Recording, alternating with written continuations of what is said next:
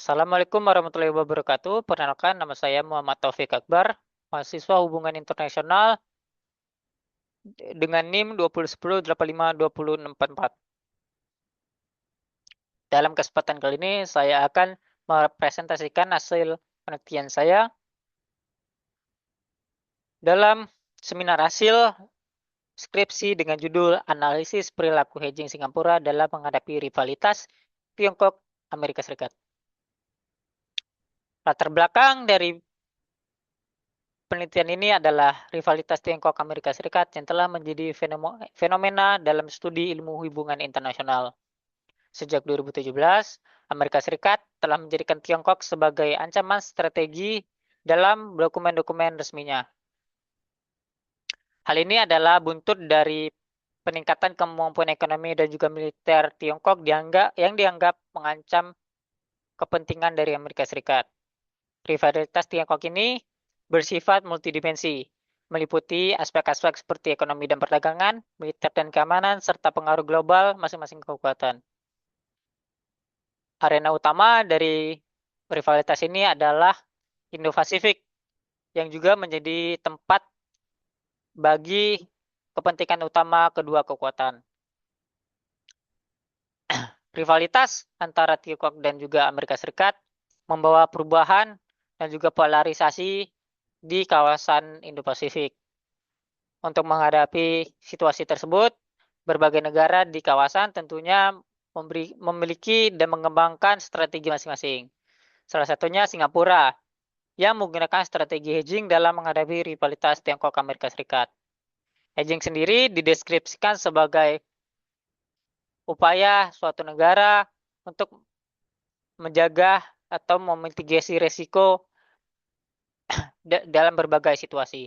Dalam konteks rivalitas antara Tiongkok dan Amerika Serikat, hedging dapat dideskripsikan sebagai kebijakan suatu negara yang menjaga kedekatan hubungan dan juga kerjasama baik dengan Tiongkok maupun Amerika Serikat di saat yang bersamaan.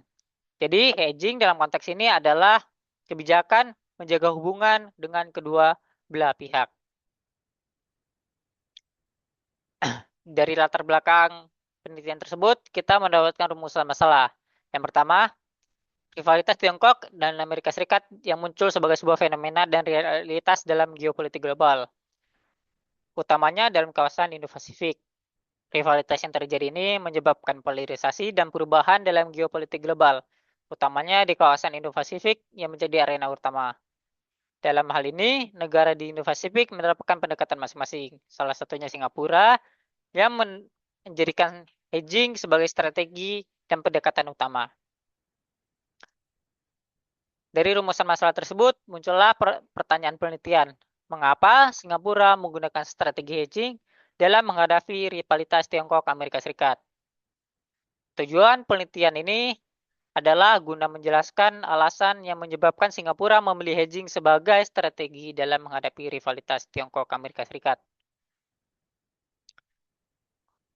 Manfaat penelitian dari penelitian ini nantinya diharapkan secara akademik penelitian ini dapat digunakan sebagai rujukan dalam memahami studi ilmu hubungan internasional yang berkaitan dengan geopolitik di Indo-Pasifik, perilaku hedging negara, serta latar belakang dan alasan suatu negara menggunakan hedging. Secara praktis, penelitian ini diharapkan dapat digunakan sebagai rujukan dalam penelitian dengan tema yang sama, yaitu geopolitik kawasan Indo-Pasifik dan perilaku hedging suatu negara. Dalam membentuk penelitian ini, peneliti menggunakan beberapa literatur sebagai studi literatur. Yang pertama ada The Domestic Determinant of Hedging in Singapore Foreign Policy oleh Terence Lee yang dipublikasikan pada 2024. Yang kemudian ada Hedging Strategy as Response to the United States-China Rivalry, The Case of Southeast Asia oleh Pavle Nedich yang dipublikasikan pada 2022. Yang ketiga adalah Regional Response to US-China Competition in Indo-Pacific Singapore oleh Cortez A. Cooper dan Michael S. Chase yang dipublikasikan pada 2020. Yang keempat ada Indo-Pacific Strategies Navigating Geopolitics at the Dawn of New Age oleh Braddon G. Cannon dan Kei Hakata yang dipublikasikan pada 2022. Yang terakhir ada The Ideology of Pragmatism, Neoliberal Globalization and Authoritarianism Singapura oleh Kenneth Paulton. Nah, tulisan-tulisan ini atau jurnal-jurnal ini akan digunakan sebagai penambah data dan juga perspektif yang akan digunakan dalam penelitian kali ini. Kemudian kerangka konseptual yang akan digunakan dalam penelitian kali ini adalah Pre-Theory of Foreign Policy oleh James N. Rusnow. Dalam Pre-Theory of Foreign Policy Analysis ini, Rusnow berargumen bahwasanya sebuah foreign policy dibentuk oleh beberapa faktor. Dalam hal ini ada 5 faktor yang menjadi atau 5 variabel yang menjadi faktor pembentuk foreign policy. Yang pertama variabel individual, merujuk pada nilai-nilai pribadi dan ideologi pemimpin suatu negara. Hal ini meliputi prinsip, nilai-nilai, ideologi, dan juga pandangan pribadi suatu pemimpin negara dalam menentukan kebijakan. Kemudian ada variabel role. Ini merujuk pada peran yang dimiliki dan dipegang atau melekat pada seorang pengambil keputusan. Kemudian ada variabel governmental, merujuk pada hal-hal dalam pemerintahan seperti struktur pemerintahan, pembagian kekuasaan, dan alur proses pengambilan keputusan di suatu negara. Yang keempat ada variabel societal, yang merujuk pada aspek pada masyarakat sipil, seperti tingkat pendidikan, identitas, etnis, kelas, dan sebagainya, dan kemampuan ekonomi dari masyarakat di suatu negara. Yang terakhir ada variabel sistemik, merujuk pada aspek-aspek yang ada pada tatanan sistem internasional, meliputi tekanan, polarisasi, dan realitas geopolitik yang dihadapi oleh suatu negara. Variabel-variabel ini nantinya akan mempengaruhi satu sama lain sehingga membentuk suatu foreign policy. Nah, lebih lanjut lagi, Krusno juga menjabarkan bahwasanya di berbagai negara variabel-variabel tersebut akan memiliki tingkat pengaruh masing-masing. Dalam hal ini dia menyebutkan bahwasanya setiap variabel itu memiliki relatif potensi masing-masing sesuai dengan kondisi suatu negara. Nah, pada tabel berikut ini, Rusno menjabarkan bahwasanya setidaknya ada 8 tipe negara yang dia klasifikasikan berdasarkan ukuran wilayah dan juga sumber daya alam suatu negara, kemudian kondisi ekonomi suatu negara, dan terakhir sistem politik suatu negara.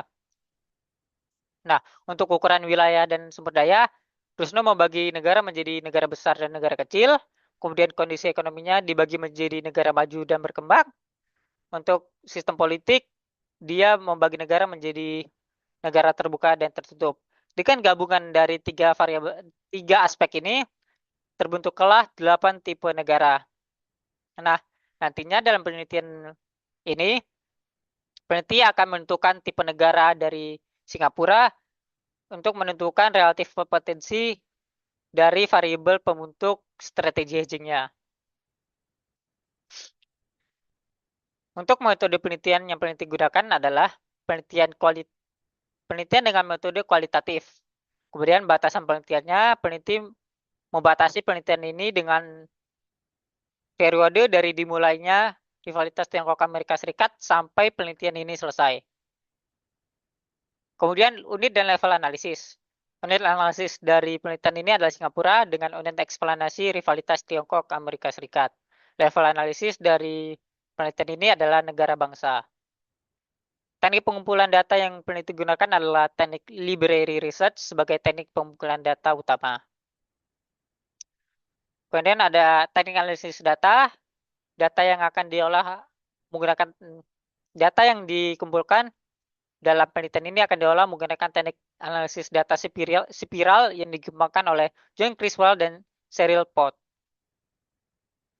Untuk sistematika penulisan dari penelitian kali ini, di bab pertama ada pendahuluan, bab kedua adalah sejarah dan politik Singapura, menjelaskan aspek domestik dari Singapura, kemudian ada rivalitas Tiongkok Amerika Serikat di Indo-Pasifik, menjelaskan tentang sistem yang ada di Indo-Pasifik dalam konteks rivalitas Tiongkok Amerika Serikat. Bab keempat adalah analisis perilaku hedging Singapura dari perspektif foreign policy analysis. Yang terakhir adalah penutup. Masuk pada bab kedua, yaitu sejarah dan politik Singapura. Bagian pertama adalah sejarah dan deskripsi singkat Singapura. Singapura sendiri merupakan sebuah negara republik yang merdeka pada September 1963. Singapura merdeka setelah memutuskan keluar dari Federasi Malaysia. Hal ini merupakan hasil dari gejolak politik antara Singapura dan juga pemerintahan federal Malaysia. Tak lama setelah merdeka, Singapura berhasil bergabung sebagai anggota Perserikatan Bangsa-Bangsa dan juga Persemakmuran Britania. Nah, dalam sejarah dan perkembangannya, ekonomi di Singapura sendiri menggerakkan perkembangan industrialisasi melalui investasi asing dan juga pembangunan kawasan industri Jurong. Kondisi ekonomi terkini dari Singapura adalah PDB Singapura mencapai 560 miliar US dollar dengan PDB per kapita mencapai 50.000 US dollar. 70-75% ekonomi Singapura ditopang oleh industri jasa dan juga entrepot. 25% sisanya ditopang melalui industri manufaktur elektronik dan juga penyulingan minyak. FDI sendiri atau foreign direct investment menyumbang 30% dari pendapatan tahunan Singapura, di mana FDI ini sendiri berasal dari negara-negara seperti Amerika Serikat, Tiongkok, Jepang, dan juga Britania Raya. Secara demografi, total populasi Singapura yaitu 60 juta jiwa. Singapura sendiri merupakan negara multikultural dengan etnis mayoritasnya yaitu Tionghoa sebesar 77%, diikuti oleh Melayu 15% dan juga Tamil sebesar 7,6%. Sejarah geografi, Singapura merupakan negara kota dengan total luas wilayah hanya 736 km persegi. Singapura sendiri terletak di Selat Melaka yang menjadikannya posisi strategis di mana Singapura mengontrol jalur masuk dan keluar jalur maritim di Selat Malaka. Kemudian kita masuk pada sistem politik Singapura.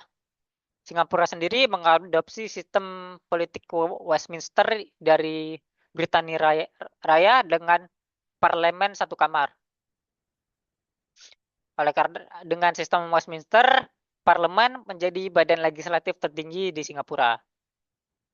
Kemudian Perdana Menteri adalah kepala negara dan juga kepala eksekutif pemerintahan dibentuk oleh kabinet sebagai badan eksekutif tertinggi. Perdana Menteri dan kabinet juga menjadi anggota parlemen. Presiden dalam pemerintahan Singapura menjabat sebagai kepala negara dengan tugas seremonial dan juga wewenang atas pengawasan yang terbatas. Nah, ada perbedaan antara sistem Westminster Singapura dengan negara lain. Yang pertama yaitu secara de facto, parlemen di Singapura didominasi oleh satu partai saja yaitu PAP, Partai Action Party. Partai Aksi Rakyat atau People Action Party yang menjadikan parlemen Singapura sebagai sistem dominasi satu partai. Hal ini akhirnya menjadikan oposisi minim ada di Singapura sehingga tidak mampu menghadirkan checks and balance di parlemen atau pemerintahan Singapura. Kemudian Singapura juga memiliki penambahan sistem representatif. Jadi selain pemilihan umum, dalam sistemnya ada pemilihan atau sistem representatif NMP, NCMP, dan juga GRC. Masuk pada sumber berikutnya yaitu People Action Party, dominasi self-authoritarianism dan pragmatism. Nah, seperti yang dijelaskan pada bagian sebelumnya, bahwasanya pada sistem politik Singapura, People Action Party telah menjadi partai penguasa.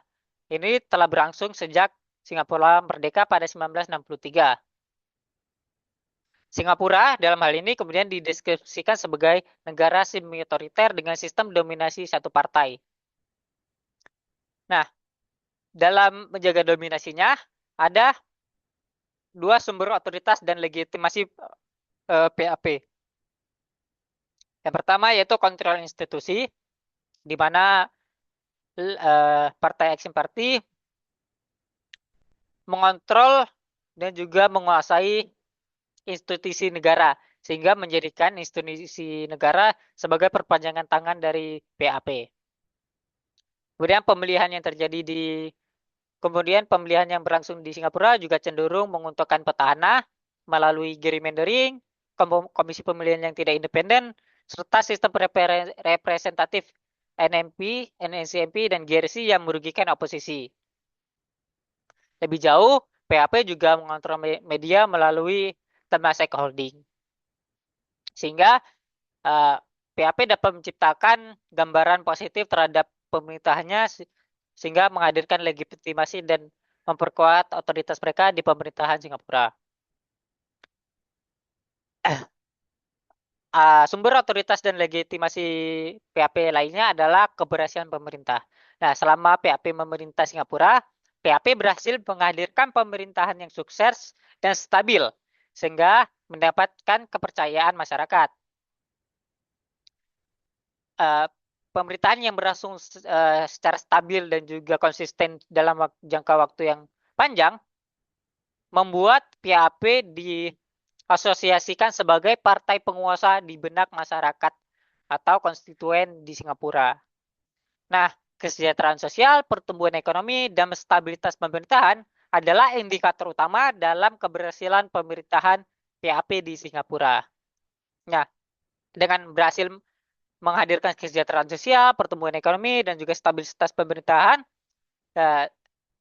PAP memiliki legitimasi dan otoritas kuat di pemerintahan Singapura. Nah, pragmatisme sendiri adalah ideologi atau prinsip yang digunakan oleh PAP dalam menentukan kebijakan mereka. Ini dikembangkan oleh Lee Kuan Yew sebagai bapak pendiri Singapura dan juga pendiri dari People Action Party itu sendiri. The end justifies the means menjadi modus operandi PAP dalam menjalankan pemerintahan di Singapura. Dalam artian, selama hasil akhirnya memuaskan, selama hasil akhirnya sesuai dengan kepentingan masyarakat, setiap kebijakan itu justify atau setiap kebijakan dapat diambil jika hasil akhirnya atau tujuannya sesuai dengan kepentingan baik itu PAP maupun Singapura. Nah, kemudian peran Perdana Menteri di Singapura. Seperti yang sudah dijelaskan sebelumnya juga, Perdana Menteri Singapura memegang jabatan sebagai kepala pemerintah Singapura. Dalam artian, Perdana Menteri memegang jabatan eksekutif dan juga koordinator kabinet. Melalui Prime Minister Office, Perdana Menteri Singapura membawahi kabinet yang berisi kementerian-kementerian di Singapura. Selain itu, Perdana Menteri juga merupakan ketua partai penguasa di Singapura. Perdana Menteri Singapura sama saja dengan ketua partai dari Partai Action Party di Singapura. Dalam kata lain, Perdana Menteri merupakan penentu arah kebijakan dan pengambil keputusan akhir di sistem yang ada di pemerintahan Singapura. Nah, dalam penelitian kali ini, setidaknya ada 2 Perdana Menteri yang menjabat selama periode 2017 hingga penelitian ini selesai. Yang pertama ada Perdana Menteri Lee Hsien Loong. Latar belakang beliau adalah anak dari Lee Kuan Yew, Perdana Menteri pertama Singapura. Beliau juga merupakan lulusan dari Harvard University dalam Master of Public Administration. Beliau adalah purnawirawan militer Singapura dengan pangkat terakhir adalah Brigadir Jenderal. Beliau juga merupakan anggota Partai Action Party dan ketua Partai Action Party saat menjabat sebagai Perdana Menteri. Beliau juga merupakan politisi berpengalaman, pernah menjabat sebagai menteri di berbagai kementerian, dan Deputi Prime Minister atau Wakil Perdana Menteri sebelum beliau akhirnya menjabat sebagai Perdana Menteri Singapura. Ideologi dan prinsip yang dimiliki oleh Perdana Menteri Lee Hsien Loong adalah, pertama, beliau mengedepankan meritokrasi dan pemerintahan teknokrat. Beliau juga pragmatis dalam menentukan kebijakan. Fokus utama beliau selama pemerintahan adalah pertumbuhan ekonomi dan juga stabilitas sosial. Dalam kebijakan luar negeri, Lee Hsien Loong kemudian mengedepankan prinsip rule based, bahwa menjelaskan bahwa tatanan internasional harus berdasarkan aturan yang jelas. Jadi interaksi antar negara di sistem internasional harus berdasarkan aturan-aturan yang jelas.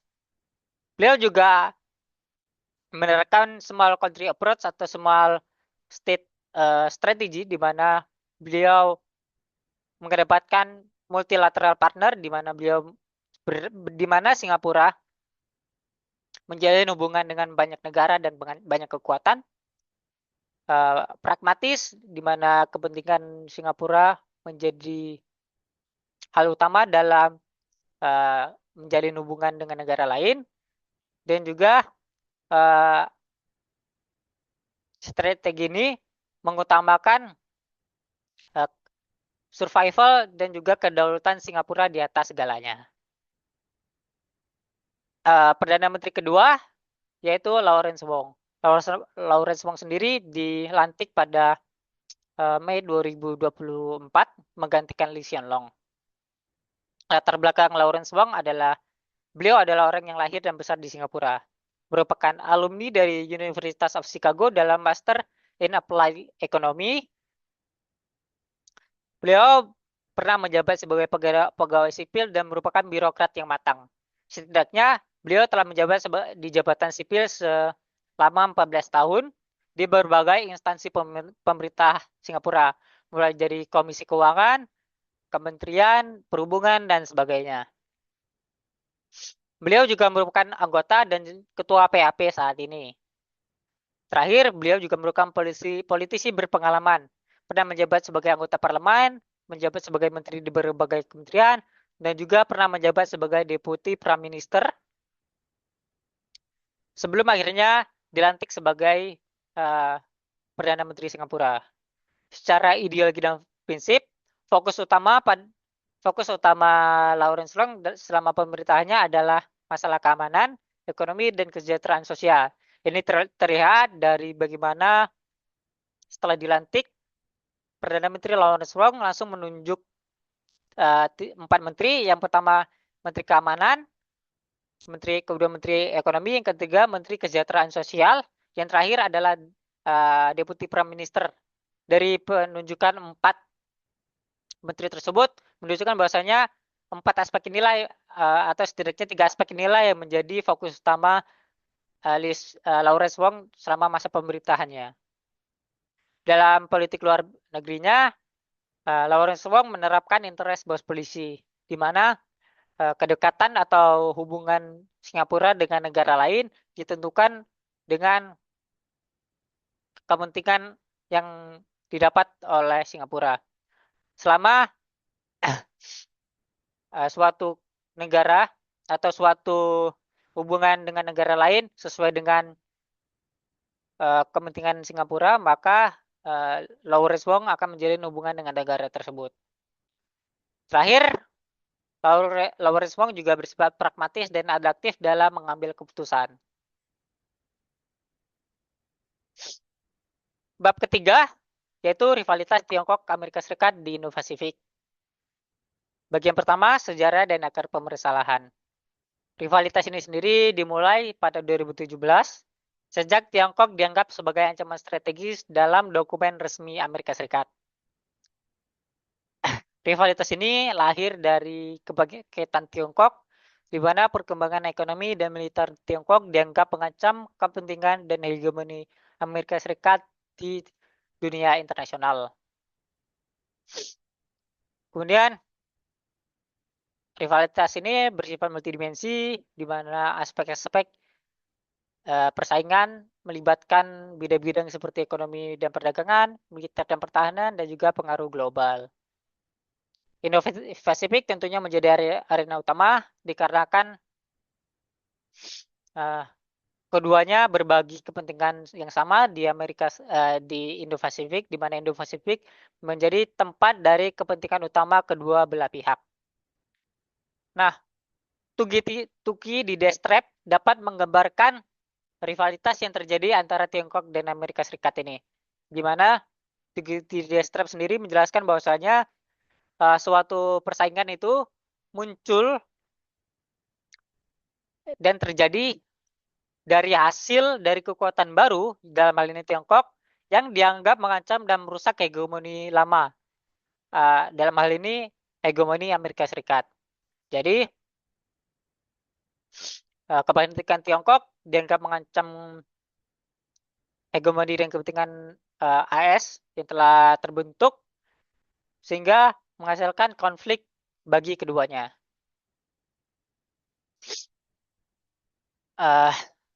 Bagian kedua yaitu kompetisi dalam ekonomi dan juga perdagangan.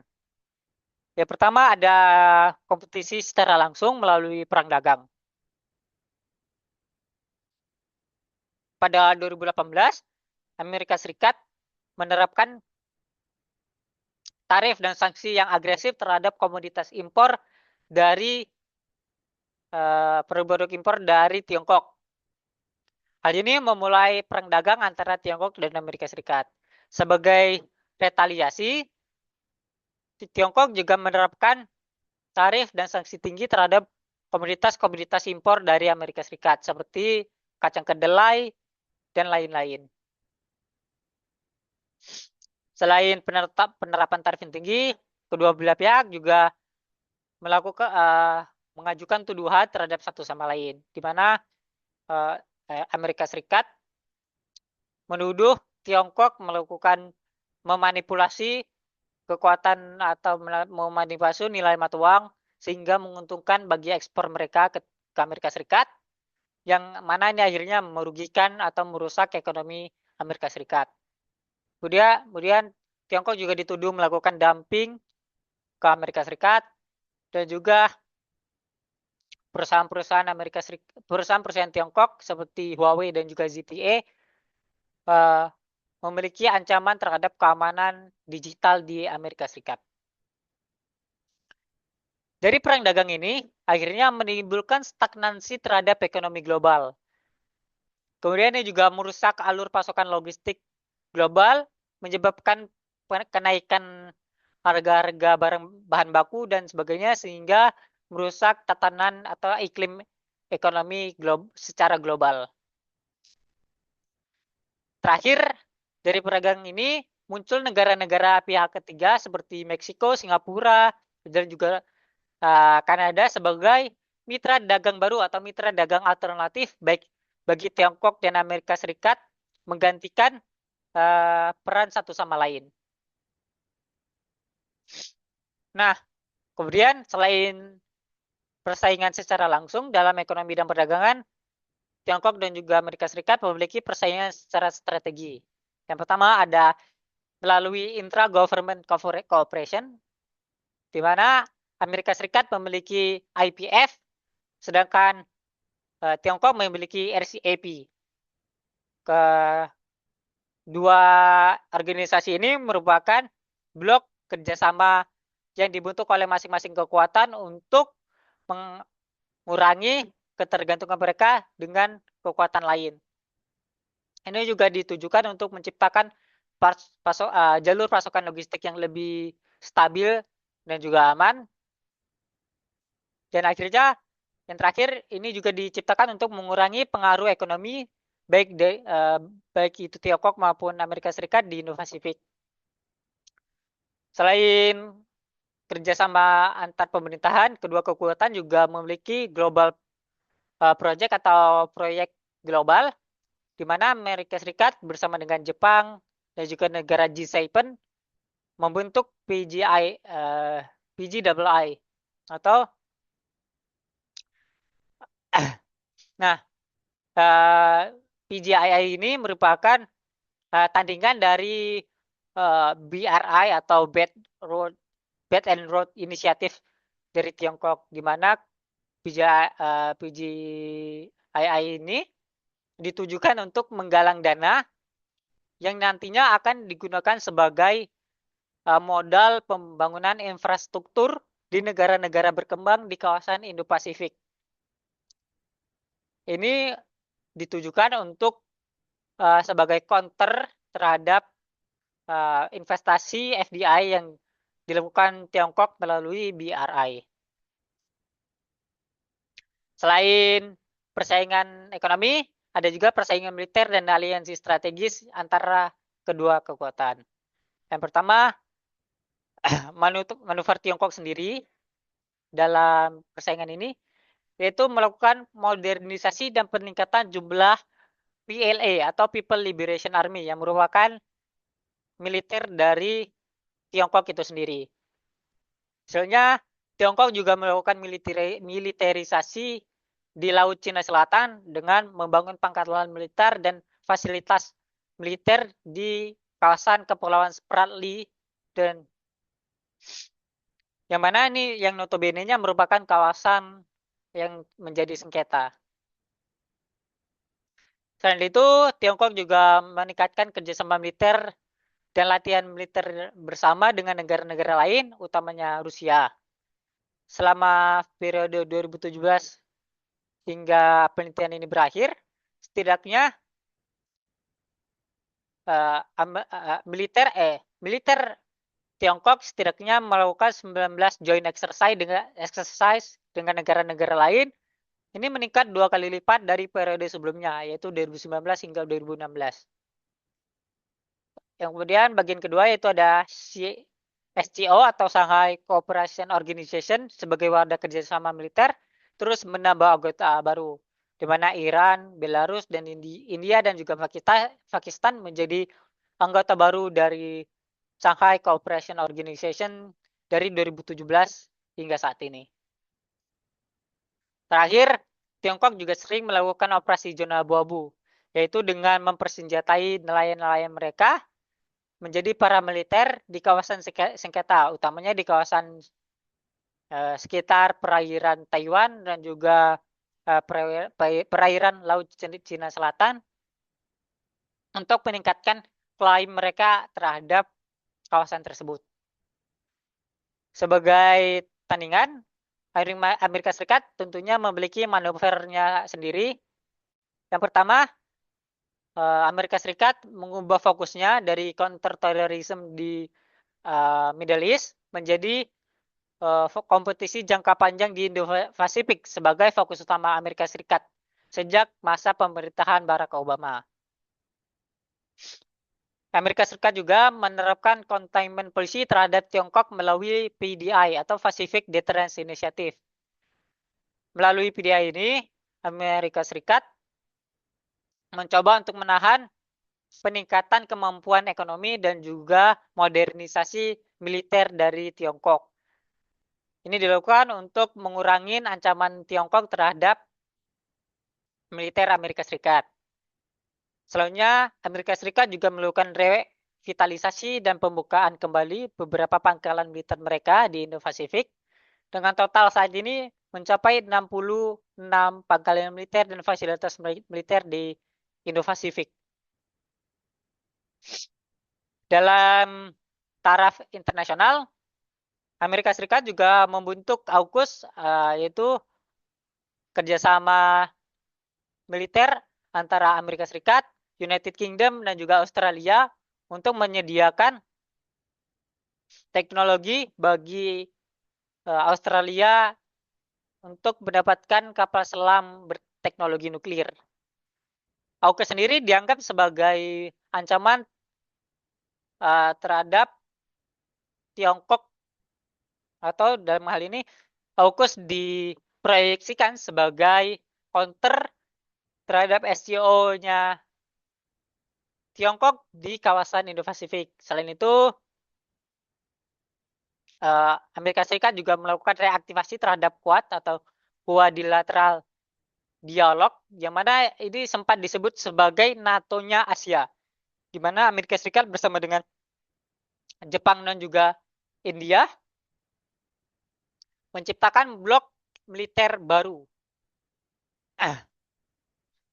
Selain itu, Amerika Serikat juga rajin melakukan operasi of freedom navigation, yaitu operasi FONOP, untuk mengurangi atau mengcounter dari operasi zona abu-abunya Tiongkok di kawasan Indo-Pasifik. FONOP sendiri ditujukan untuk menjamin kebebasan bernavigasi di kawasan maritim atau kawasan perairan internasional di kawasan Indo-Pasifik. Yang terakhir, Amerika Serikat juga gencar melakukan joint military exercise dengan negara lain. Contohnya adalah Elephant Walk, Talisman Saber, dan juga Super Garuda Shield. Dari kompetisi dan rivalitas yang ada, ini tentunya memiliki dampak terhadap situasi geopolitik di Indo-Pasifik. Ada tantangan dan kesempatan tersendiri bagi negara-negara di Indo-Pasifik dari munculnya rivalitas antara Tiongkok dan Amerika Serikat di kawasan tersebut. Yang pertama itu efek terusan dari perang dagang yang mengganggu ekonomi global secara keseluruhan, yang mana ini nantinya merusak rantai pasokan global sehingga meningkatkan harga produksi dan akhirnya menciptakan iklim ekonomi yang tidak stabil di kawasan Indo-Pasifik. Kemudian aktivitas militer juga menyebabkan tensi tinggi dan destabilisasi di kawasan Indo-Pasifik, yang mana ini tentunya membahayakan bagi negara-negara di kawasan Indo-Pasifik karena bisa saja mereka terlibat konflik militer oleh aktivitas militer yang ada. Yang terakhir, polarisasi juga terjadi di kawasan melalui blok-blok kerjasama baik ekonomi maupun militer. Nah, blok-blok kerjasama seperti IPF, SCSC, Quad, AUKUS, dan SCO membelah atau mengurangi integritas yang terjadi di kawasan. Jadi negara kemudian menjadi berkubu-kubu, terpolarisasi sesuai dengan blok kerjasama yang mereka ikuti. Tapi tentunya tantangan yang dihadapi oleh negara-negara di kawasan Indo-Pasifik juga menghadirkan kesempatan. Yang pertama yaitu peluang untuk menjadi mitra dagang alternatif kedua kekuatan seperti yang telah dijelaskan pada bagian sebelumnya. Baik Tiongkok maupun Amerika Serikat selama perang dagang mencari mitra dagang baru untuk menggantikan peran Tiongkok dan Amerika Serikat bagi satu sama lain. Kemudian FDI, Foreign Direct Investment, dana-dana dari FBI, dari Global Project kedua kekuatan, Tiongkok dengan BRI, dengan AS, dengan PGI-nya bisa menguntungkan bagi negara di kawasan Indo-Pasifik untuk meningkatkan infrastruktur dan ekonomi mereka. FDI yang didapat dari proyek-proyek ini tentunya dapat meningkatkan taraf hidup dan juga kemampuan ekonomi negara-negara di kawasan. Kemudian blok-blok kerjasama yang terbentuk juga bisa menciptakan kestabilan di kawasan jika dikelola dengan baik. Yang terakhir, blok-blok kerjasama juga dapat menciptakan lingkungan yang berdasarkan pada dialog antar negara. Jadi tentunya situasi geopolitik di Indonesia, di Indo-Pasifik terdampak oleh rivalitas Tiongkok dan Amerika Serikat di kawasan. Ini membawa tantangan dan juga kesempatan tersendiri. Bab keempat yaitu analisis perilaku hedging Singapura dari perspektif foreign policy analysis. Yang pertama, dalam melakukan analisis, peneliti nantinya akan memiliki dua tahapan analisis. Jadi teori yang digunakan adalah Theory of Foreign Policy Analysis dari James Runo. Ada dua tahapan. Tahapan pertama menentukan relatif potensi variabel pembentukan foreign policy sesuai dengan tipe negara Singapura. Jadi nantinya peneliti akan menentukan tipe negara Singapura dan mendapatkan relatif potensi variabel pembentuk foreign policy di negara Singapura. Tahapan kedua yaitu analisis dari masing-masing variabel pembentuk foreign policy. Nah, untuk tipe negara Singapura dan relatif potensi dari variabel di Singapura sendiri, kita akan melihat dari 3 aspek. Yang pertama, luas wilayah dan sumber dayanya. Dari hal ini,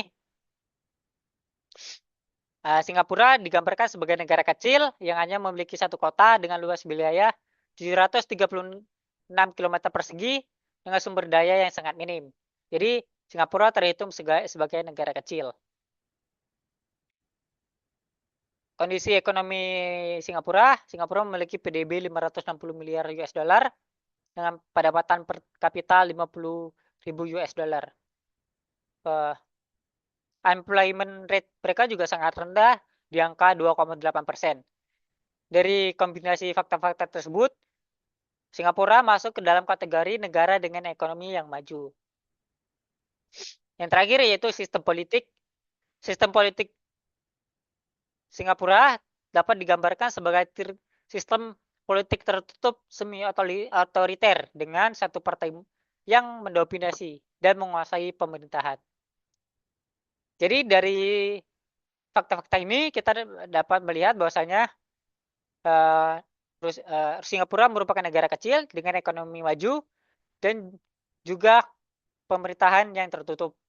Dari 3 fakta ini, Singapura masuk ke dalam tipe negara ke-6. Nah, relatif potensi variabel dari negara Singapura berikut ini adalah role, sistematik, individual, governmental, dan societal. Secara pengaruh ini secara urutan ini adalah urutan dari yang paling berpengaruh hingga yang paling tidak berpengaruh. Jadi dapat kita lihat bahwasanya variabel yang paling berpengaruh dan pembentukan foreign policy di Singapura adalah variabel role, variabel sistemik, diikuti individual, lalu governmental, yang terakhir adalah societal. Masuk pada tahapan kedua yaitu analisis masing-masing variabel pembentuk foreign policy. Yang pertama yaitu variabel individual terkait ideologi, prinsip, dan nilai pribadi Perdana Menteri. Nah, dari data-data yang ada, peneliti mendapatkan bahwasanya nilai pragmatisme dalam diri Lee Hsien Loong dan Lawrence Wong sebagai Perdana Menteri Singapura menjadi sangat relevan dalam hal ini. Kemudian fokus kebijakan mereka juga tergambar di mana Lee Hsien Loong fokus pada ekonomi dan stabilitas sosial, sedangkan Lawrence Wong fokus pada keamanan ekonomi dan kesejahteraan sosial. Untuk pandangan terhadap politik internasional, Lee Hsien Loong mengedepankan small state strategy, di mana strategi ini bersifat pragmatis, multilateral cooperation, menjaga keamanan dan kedaulatan negara. Sedangkan Lawrence Wong percaya pada interest-based policy, di mana kedekatan Singapura dengan negara lain disesuaikan dengan kepentingan Singapura. Nah, kesesuaian variabel-variabel ini atau nilai-nilai individu ini dengan kebijakan hedging adalah hedging menjadi pilihan natural karena hedging sendiri bersifat fleksibel sesuai dengan kepentingan Singapura. Jadi hedging ini dapat mendatangkan keuntungan ekonomi yang sesuai dengan fokus kebijakan mereka. Hal ini didapatkan dari kerjasama ekonomi dengan Tiongkok, dan hal ini juga hedging juga dapat menjaga keamanan dan kedaulatan Singapura via aliansi militer dengan Amerika Serikat. Jadi dapat dikatakan hedging ini sesuai dengan fokus kebijakan mereka dan juga nilai-nilai individu dari Perdana Menteri Singapura selama penelitian ini berlangsung. Variabel kedua yaitu variabel role atau peran. Jadi dari penelitian dari data-data yang ada, Perdana Menteri Singapura memiliki peran ganda, yaitu sebagai kepala pemerintahan dan ketua partai penguasa. Perdana Menteri Singapura adalah kepala pemerintahan dan pejabat eksekutif tertinggi di Singapura, memiliki wewenang yang hampir tak terbatas dalam mengambil keputusan. Sebagai PM juga memiliki jabatan ketua partai yang mendapatkan dukungan dari mayoritas parlemen, sehingga ini nantinya memudahkan Perdana Menteri dalam mengambil kebijakan. Nah, kemudian Perdana Menteri juga mendapatkan legitimasi kekuasaan dari PAP sebagai partai penguasa. Sehingga legitimasi PAP sama dengan legitimasi partai legitimasi Prime Minister atau Perdana Menteri. PAP sendiri mendapatkan legitimasi dari keberhasilan pemerintahan dalam menjalankan keberhasilan mereka dalam menjalankan pemerintahan via pertumbuhan ekonomi dan kesejahteraan sosial. Guna menjaga legitimasi Perdana Menteri harus menjaga legitimasi PAP. Jadi legitimasi PAP dan juga legitimasi Perdana Menteri Singapura saling terkait sehingga Perdana Menteri Singapura harus menjaga legitimasi PAP untuk menjaga legitimasinya sendiri.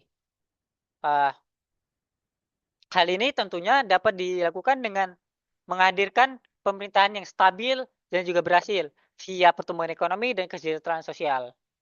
Nah, hal ini kemudian sesuai dengan hedging, di mana hedging sendiri dapat membawa pertumbuhan ekonomi melalui kerjasama dengan kedua kekuatan, melalui foreign direct investment, dan juga perdagangan dengan kedua negara, dapat membawa pertumbuhan ekonomi. Hal ini cenderung lebih menguntungkan karena menghindari ketergantungan berlebihan secara ekonomi dengan satu pihak saja. Kemudian masuk pada variable governmental, yaitu sistem pengambilan keputusan di Singapura itu terpusat dan juga monolitik.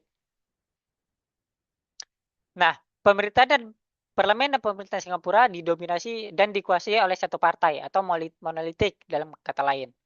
Keputusan, terutama dalam hal foreign policy, terpusat pada Perdana Menteri Singapura melalui Prime Minister Office yang membawahi kabinet. Kurangnya oposisi juga tidak memberikan pilihan kebijakan tandingan yang dapat mengcounter kebijakan hedging di Singapura. PAP dengan ini kemudian dapat mudah mengambil kebijakan yang konsisten dan sesuai dengan nilai-nilai mereka.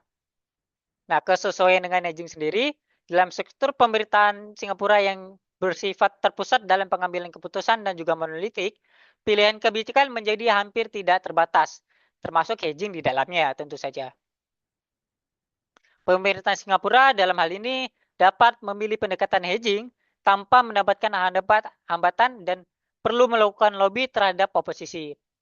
Jadi dalam variabel governmental, sistem pengambilan di Singapura memungkinkan untuk hedging itu dipilih sebagai pilihan kebijakan. Pada variabel sosial, Tionghoa sebagai etnis minoritas dan harmoni sosial di Singapura. Nah, secara demografi, Singapura terdiri dari etnis Tionghoa yang menjadi mayoritas dengan 77% dari total populasi. Selain itu, tapi juga Singapura memiliki kultur yang multi atau multikultural dengan etnis Melayu, Tamil, dan etnis lainnya menjadi 20% dari populasi Singapura. Etnis Tionghoa Singapura memiliki pandangan yang cukup positif dengan Tiongkok. Singapura dalam hal ini perlu menjaga harmoni sosial dan tidak menimbulkan kecemburuan sosial terhadap satu etnis dengan lainnya. Nah, hedging dalam hal ini dapat menjaga keharmonisan sosial di Singapura. Hedging dapat menggambarkan pemerintahan Singapura yang netral, tidak berpihak pada satu etnis manapun. Nah, dengan hedging, Singapura tidak perlu atau tidak mendapatkan gambaran yang memfavoritisasi etnis Tionghoa dengan dekat dengan Tiongkok. Hedging juga memberikan image yang netral yang dapat menyenangkan kedua belah pihak. Jadi, hedging dalam variabel sosial ini menciptakan harmoni sosial dan juga kestabilan sosial yang tentunya menjadi bahan pertimbangan dari pengambilan keputusan di Singapura. Dan terakhir ada variabel sistemik, yaitu lokasi dan situasi serta kondisi geopolitik Indo-Pasifik. Nah, Singapura sendiri terletak di Selat Melaka. menjadikannya sebuah keuntungan strategis dengan mengontrol choke point atau titik sempit di salah satu jalur maritim terpenting di dunia. Singapura dalam hal ini dapat menjaga kedekatan dengan kedua belah pihak karena kedua kekuatan memiliki kekhawatiran di mana jika Singapura jatuh sepenuhnya ke pihak lawan, ini dapat mengganggu jalur logistik dan maritim mereka dengan menguasai Selat Melaka. Kemudian juga sistem yang ada di kawasan Indo-Pasifik antara rivalitas Tiongkok dan Amerika Serikat tidak sama atau tidak pada tingkat yang sama dengan era Perang Dingin. Yang terakhir yaitu dari situasi yang ada, dekat dengan dua kekuatan lebih menguntungkan secara ekonomi dan keamanan. Nah, kesesuaian ini dengan hedging adalah hedging dapat memberikan keuntungan dari kerjasama dengan dua kekuatan tanpa resiko retaliasi salah satu pihak. Kondisi yang tidak separah Perang Dingin juga memungkinkan Singapura untuk menerapkan strategi hedging. Dengan mengontrol Selat Malaka, Singapura memiliki bargaining power yang cukup signifikan untuk menjaga netralitasnya dan juga hubungan dengan kedua pihak tanpa risiko yang signifikan. Baik, masuk pada bagian terakhir, bab kelima yaitu penutup. Kesimpulan dari penelitian ini yang pertama adalah faktor pembentuk strategi hedging di Singapura. Jadi strategi hedging di Singapura dibentuk dari faktor-faktor ini. Yang pertama dari variabel individu, di mana sifat pragmatis, interest-based policy, dan fokus terhadap ekonomi, keamanan, dan kestabilan sosial dari Perdana Menteri Singapura menjadikan hedging sebagai pilihan kebijakan yang relevan.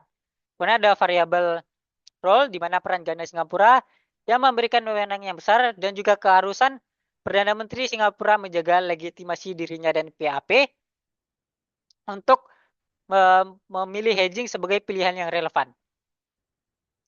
Yang ketiga yaitu variabel governmental, di mana struktur pemerintahan yang terpusat dan monolitik memungkinkan untuk hedging dipilih tanpa hambatan atau perlawanan dari oposisi.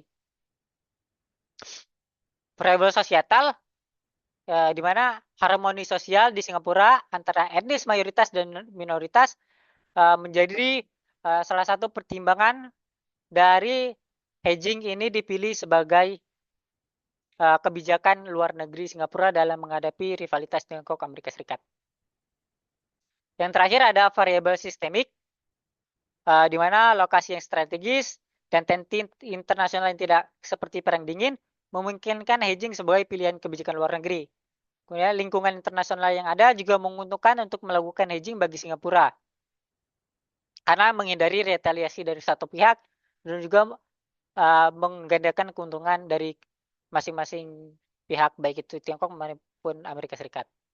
Nah, urutan dari masing-masing variabel ini dari yang paling berpengaruh hingga yang paling tidak berpengaruh adalah variabel role paling berpengaruh diikuti oleh sistemik, kemudian individual, selanjutnya adalah governmental, yang terakhir ada societal. Jadi variabel role paling berpengaruh dalam proses pembentukan strategi hedging di Singapura diikuti oleh variabel-variabel lainnya. Lalu kita sampai pada pertanyaan penelitian, mengapa Singapura menggunakan strategi hedging dalam menghadapi rivalitas Tiongkok Amerika Serikat? Jawaban dari pertanyaan penelitian ini adalah karena dipengaruhi oleh faktor-faktor di atas yang telah saya jelaskan dan jabarkan, dengan faktor dari variabel role yang paling tinggi pengaruhnya. Di variabel-variabel dari individual, role, governmental, sosial, dan sistemik adalah alasan mengapa Singapura menggunakan strategi hedging dalam menghadapi rivalitas Tiongkok Amerika Serikat. Terakhir adalah saran. Nah, untuk saran peneliti terhadap arah penelitian selanjutnya, peneliti menyarankan untuk melakukan studi komparatif sebagai dalam topik pembahasan yang sama, menjadi arah penelitian berikutnya yang menarik. Jadi penelitian selanjutnya dapat melihat perbedaan strategi hedging Singapura dengan strategi hedging negara lain. Jadi peneliti selanjutnya dapat meneliti perbandingan antara strategi hedging Singapura dengan strategi hedging negara lain. Sekian dari presentasi dari seminar hasil penelitian saya. Terima kasih. Assalamualaikum warahmatullahi wabarakatuh.